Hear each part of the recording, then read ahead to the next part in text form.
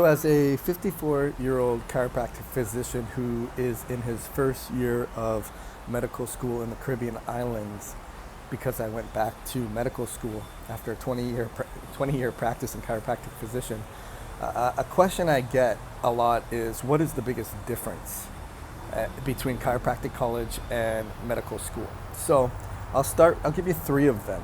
And this is, keep in mind, my first year of medical school. Now, I had gone back to chiropractic college over 20 years ago. And ultimately, I'm comparing apples and oranges because since then, I've practiced for 20 years. I'm 20 years older. I have children. I've had different experiences. My brain is different.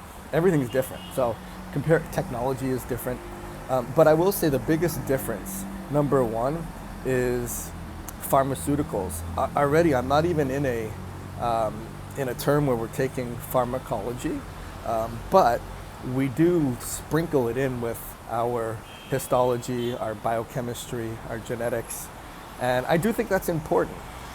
One of my biggest preconceptions before coming to school, and my wife told me, look, you're not there to change the curriculum because I know you're a holistic, healthy guy and you don't want to rely on medications, but you're not there to change the curriculum. You're there to become an MD and be able to increase your skill set. So that being said, one of the biggest differences, obviously, the emphasis on pharmaceuticals and how to address metabolic breakdowns in the body. With that being said, number two, one of the biggest differences is understanding the metabolic breakdowns. And that means we took biochemistry, we took microbiology, we took physiology, we took all the anatomy, we took all the basic sciences in chiropractic college. But I would say it was not as deep, if you will. It wasn't superficial, if you could say super in two times. It wasn't 100% superficial. It did go into some layers, but this is going down some deep layers because it has to.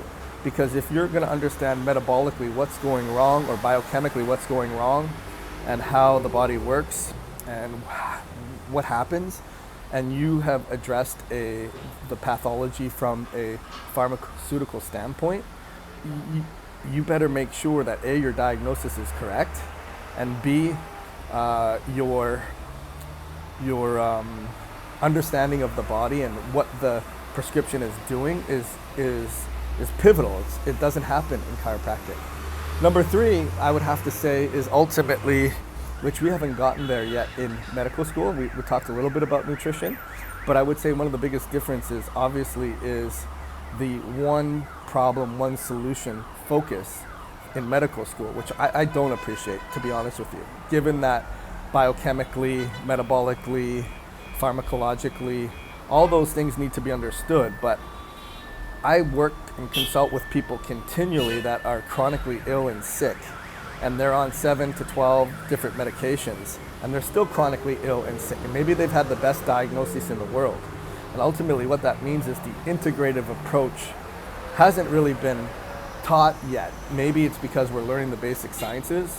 Maybe it's because there's motivation and financial interest in practicing a certain pharmacological way. However, it's missing a huge point in terms of bio-individuality, nutrigenomics, genetics, customized recovery strategies, dietary nutrition, circadian rhythms, blood sugar components, activity levels, meaningful relationships.